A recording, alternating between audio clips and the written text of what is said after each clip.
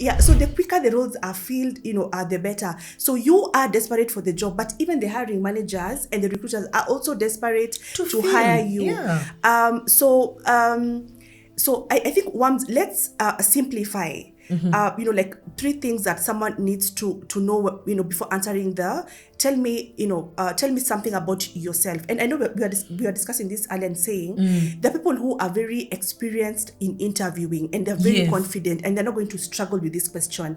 And in this case, you have the leeway to I think you can just explain what you were saying. If you're if you're experienced and you're confident, how do you want to answer that question? Yeah, because you see, I could have been a serial interviewer, let's say, and I'm looking, because I always say, even if they don't give you an offer, no experience is lost. Right. The fact that you went in and met with that organization, of course, you're not going to spend your time just sending out CVs just because. You actually have a game plan and you're looking either to change career or you're looking to change industry or to change role, right?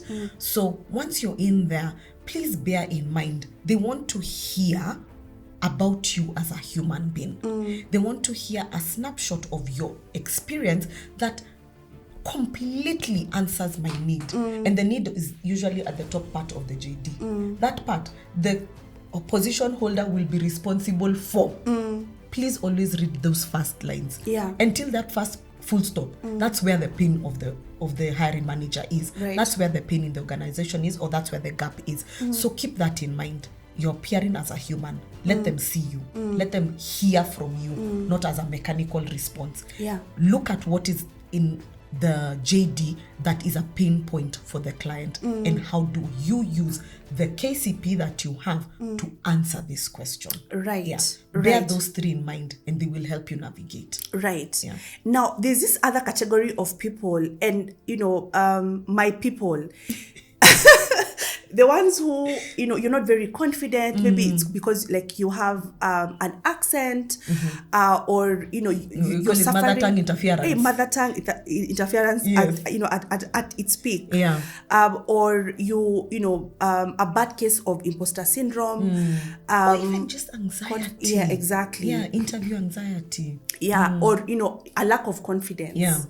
All these things combined, you really struggle with interviews, and particularly this particular question. So how can you structure this question so that then every time you go for an interview, I'm going to say these 3 points. I cannot forget, these 3 points. You can, of course, like say your name, talk a little bit about your education background. You're highlighting. So name, education background, where are you currently working? Because I always encourage my clients, it's easy for you to get another job if you're currently doing something now. If there's a gap on your CV, if the last time you worked was in 2015, high chances are you're not even being interviewed. Because then like that gap usually puts you're off. not market ready, as we call it. Although it can be an explainable gap, you can come in and explain that. So currently, what are you doing?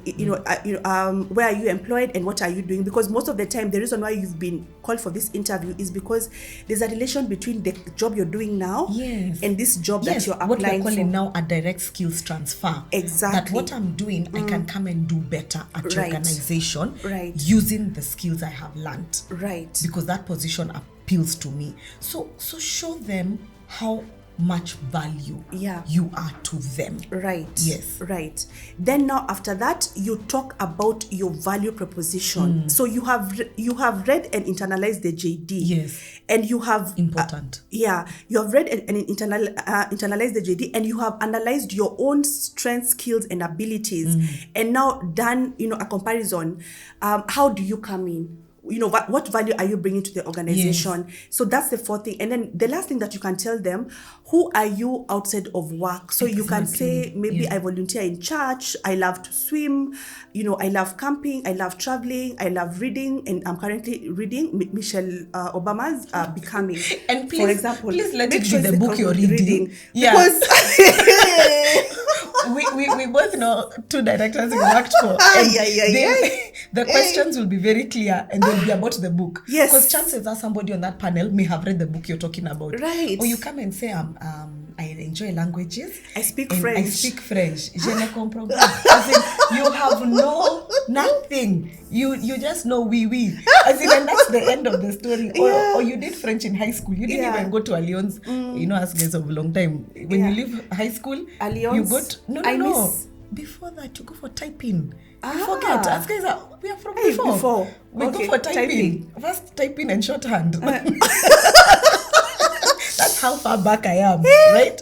And then now you're introduced to comps. You go for packages. Those days it was for command. Yes. You know, guys, Gen Z are going to understand. And over here, they will not understand. Yeah. Your mom is looking at you and wondering, you had an opinion. As who now? Yeah. Just because you've cleared fourth.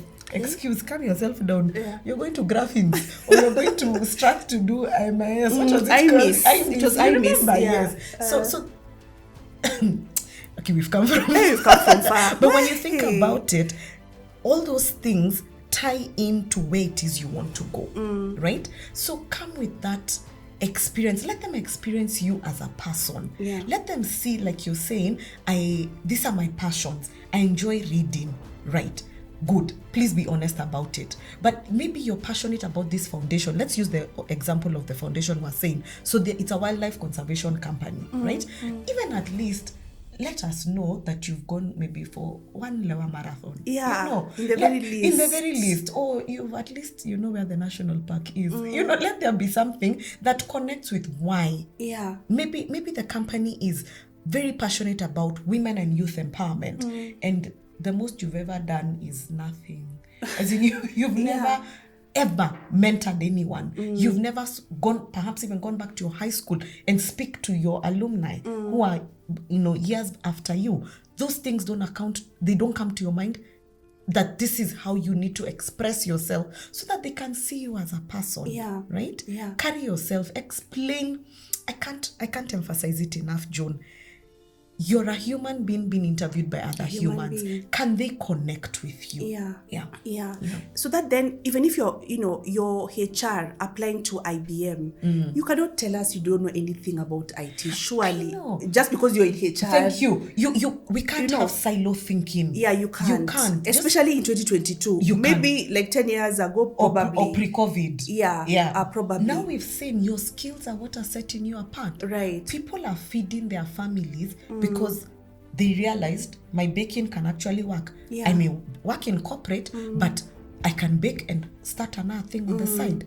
But no one wants to look at it and say, let's use the example of IBM. Yeah. So it's a tech company. Yeah. Please, even if you're applying for a sales job or you are applying for even a HR or procurement, operations, have some outside knowledge of what this entity is that you want to work for and how you can bring your best self to the table. Exactly. You can't say, me maneno IT, sijui. Yeah, I don't know. I don't know. Mimi sana I'm a procurement officer. So you're like, okay.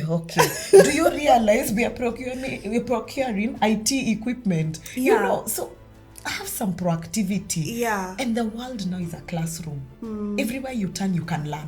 Right. If you're open to it, you can learn. Google is your friend. It's your friend. Google. Open source courses that are available. Yeah. The Coursera's of this world. You don't have a reason to not know. I'm not asking you to go and become an IT geek tomorrow. Yeah. But know something. Fundamentals. Right. Yeah. Right.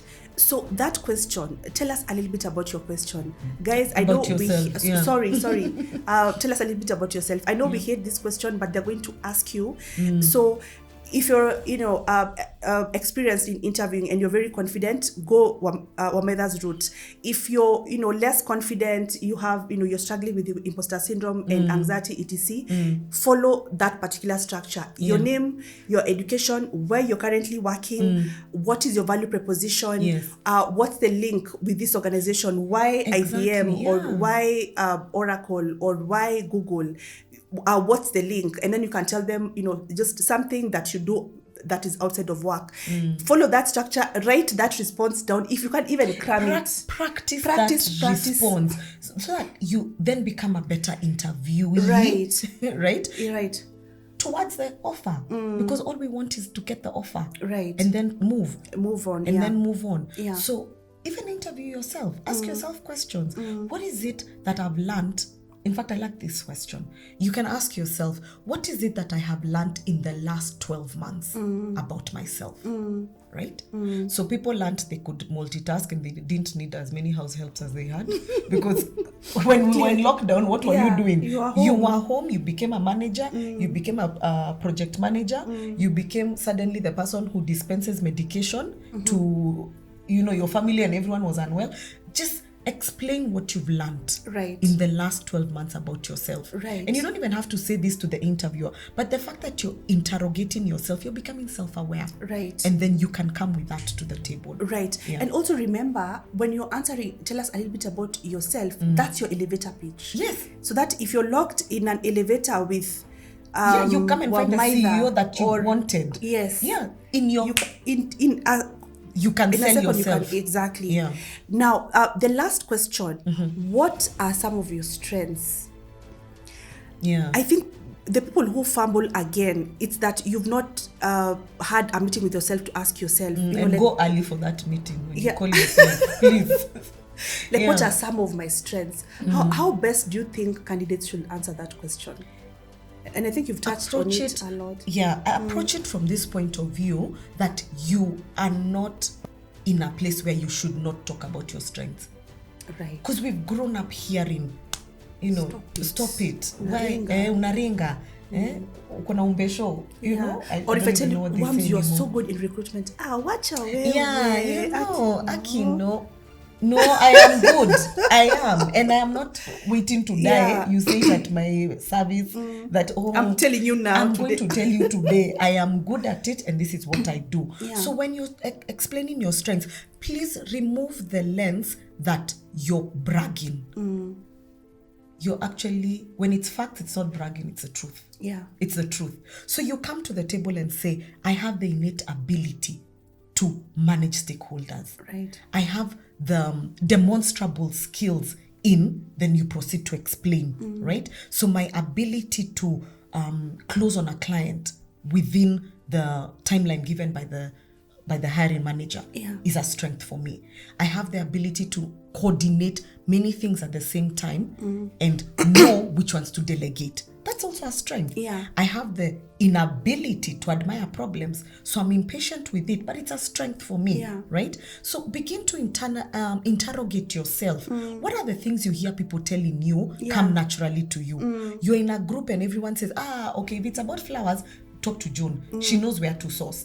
Because that means there's a way you're able to sift through information, find us the right contact and give us the information that works for us. So people will keep coming back to you. So listen out for the strengths people tell you about. The feedback is feedback you get. Maybe even in your appraisal, what comes out strongly consistently.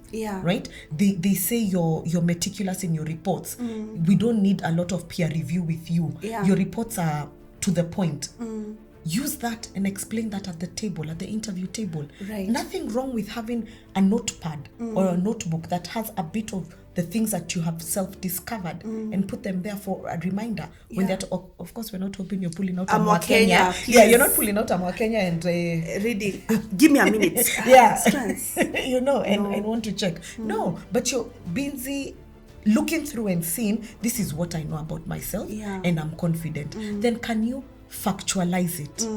Can you be able to tell me, I'm the person, maybe you're a salesperson and I was charged with, maybe I used to work for a meat company and I've been posted to Northeastern and I've been able to increase the purchase of pork in Northeastern by X% using leveraging on XYZ. So you're telling me I've grown sales by 5% because I've done XY. You're giving me very clear, solid examples that are even time bound.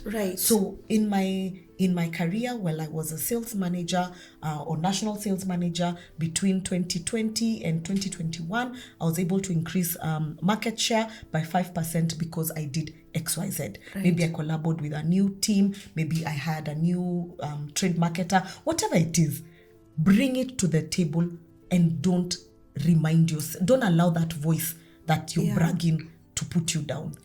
This is the one place you need to brag. You need to shine. Exactly, but brag with facts. Yeah. Brag with facts. Yeah, guys, that question, what are some of your strengths?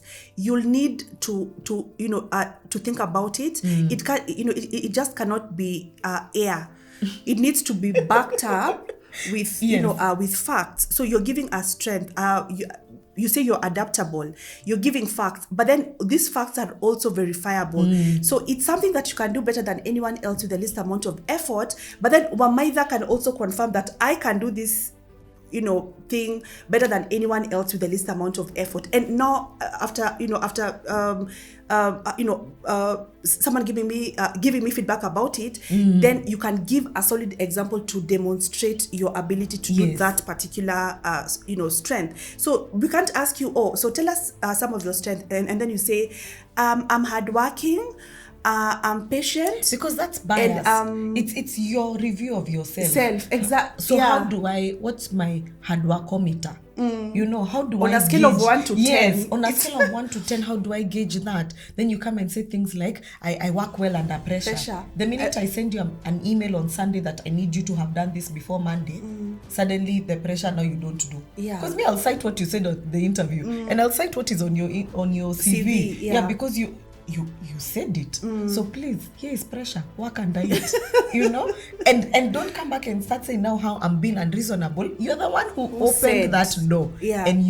But if you had turned it around and said, ability to lead high performing teams, and then go on to explain my team structure, this is what we do. We've been able to keep, even during COVID, we maybe shut down one revenue stream or one service line, and we're able to focus on another one because I give a certain type of leadership. You see, it's more quantifiable than just saying, hardworking. Attention to detail. I'm patient. And then I find a typo on your CV, and you said your attention to detail is on point. Honestly. How are we moving forward? Not possible. So think about your strengths, write them down, 3 of them that, it's something that you can do better than anyone else with the least amount of effort. Someone has verified it, and you can give a good example. Yes. Let it be time-bound, let it be factual. Right. And quantifiable. Right. So Wamaitha, closing remarks. Yes. When we are going for interviews, when we are answering these 3 questions, what are some, tips that you'd give someone who is listening? Okay. Outside of what we had just said, actually, allow me to go back just a little bit. Leave your anxiety at the door. It's easy to say, it's not easy to do, but check yourself. So is it about the prior preparation the night before, right? Because it's P7. Proper prior planning prevents poor performance. So if you're hoping to perform well, please prepare earlier. Before, Yes. So have your everything in a row so that you're also not going in rushed, whether it's online or physical, right? So take care of you, the individual first, right?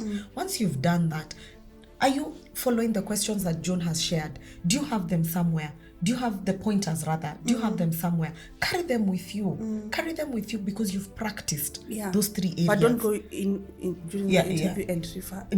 Don't start opening and referring. And pulling out more Kenyas. We have to say because people normally go with notebooks. But in your notebook, because it's okay to take down questions. Right. Like let's say there's a question that was asked and you're not sure about it. It's okay even to take down the question and say, can I come back to that at the tail end of the interview? Because you're thinking through. It could be an answer you have, but it's not at the top of your head. Right? Because we also don't want to say, no, that one I don't know. You're asked how, when was the last time you were, or what systems do you use when you're sourcing for your candidates? No, I don't know. And then you look down and then you start looking aside. No. It's okay to note down the question and say, can I come back to that one? But if they ask you a question and you honestly do not have an answer, it's okay actually to say yes. You can actually say no. Exactly. But they ask you, what's the price of bread? You don't say 1,000 shillings. And you also don't say that you've never gone to the shop. But you had better say, I don't know. Yes, can I not confirm that? Can I not put my answer to something and I know I don't know? Exactly. I've never used, maybe it's a system. I've never gone to the supermarket. I've never gone to the supermarket. Or there's a system they're telling you, are you familiar with this ERP? Maybe you only attended the date of the launch of the ERP at your office. So it's okay to say, I've not interacted with the system. But if it's a non-negotiable for the client, also please, at least know something about it because it was yeah. written in the JD. Yeah. But it's also okay, like you're saying, I don't know. Yeah, instead of giving a ridiculous Exactly. answer that is not going to That make will tie ensure. you. It will tie you because Yeah. somebody in that panel will be like, okay, let's put a note on this. Yeah. When we are debriefing about the candidate, they'll be like, and they said they don't go to the shop. Okay. All right.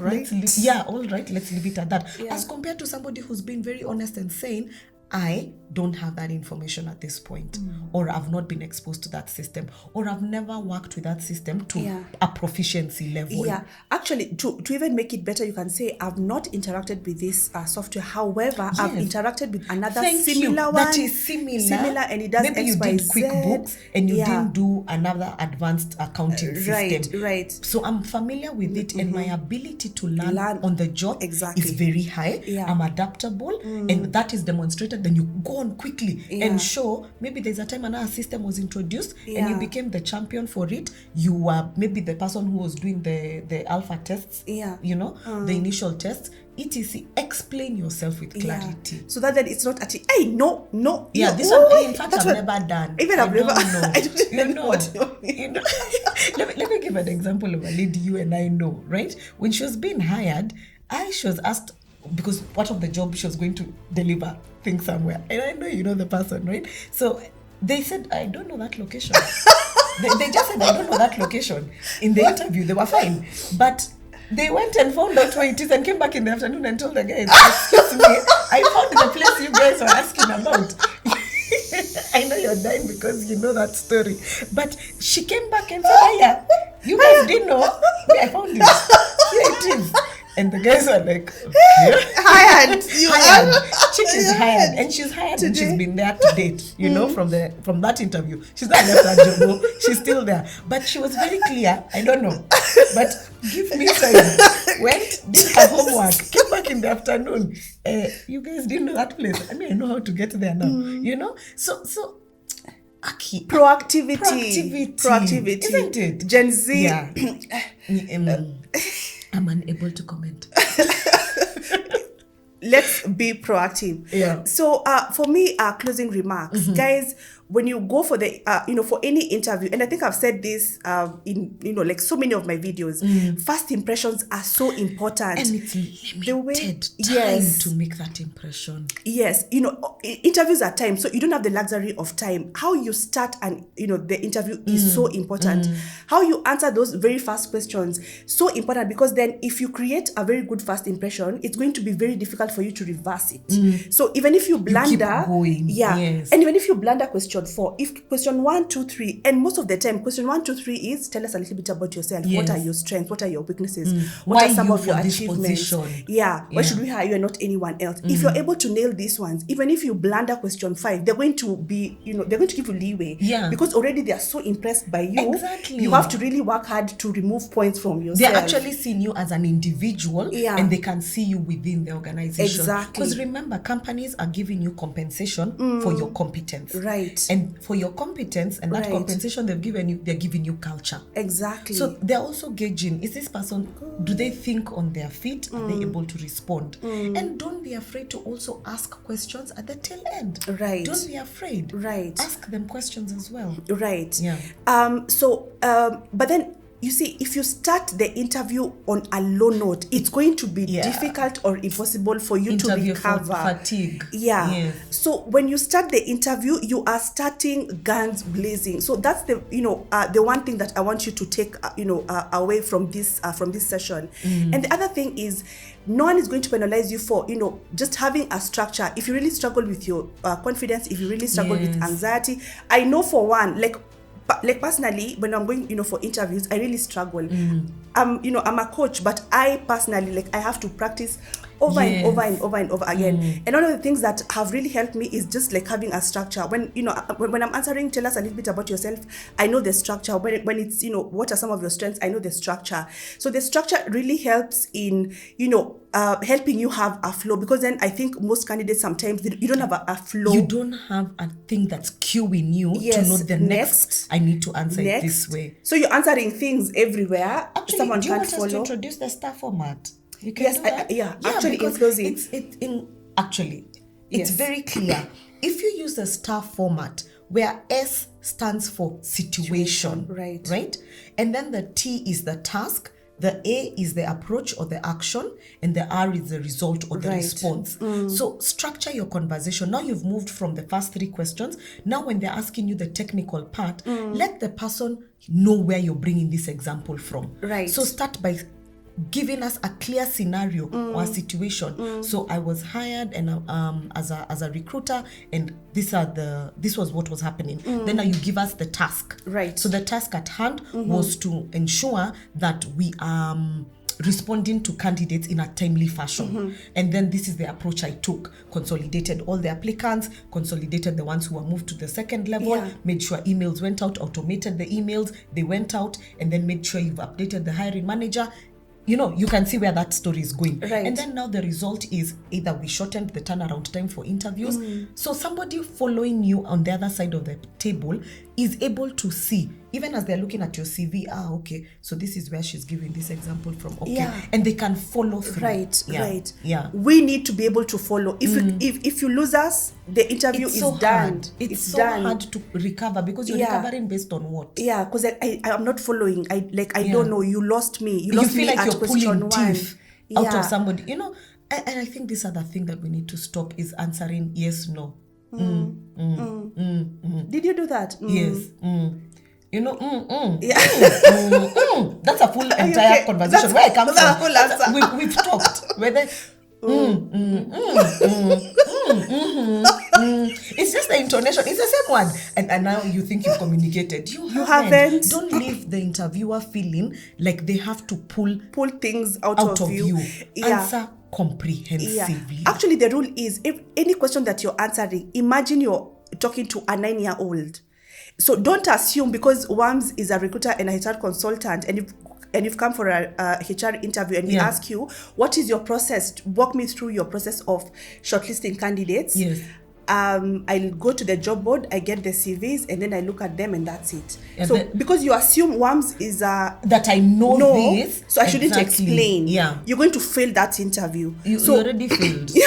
So you need to be able to explain your answers as if you're explaining to a 10-year-old. So in the next video, we're going to get deeper into the other more technical questions. But I hope this video has been beneficial. I hope you've been able to get some points on how to answer like some of those introductory questions. In the next video, we're going to be talking about the other questions that you're going to get during an interview. So thank you so much for watching. Thank you. WAMS, thank you so much for being here, and we hope to see you guys again. All right. Bye-bye. Bye.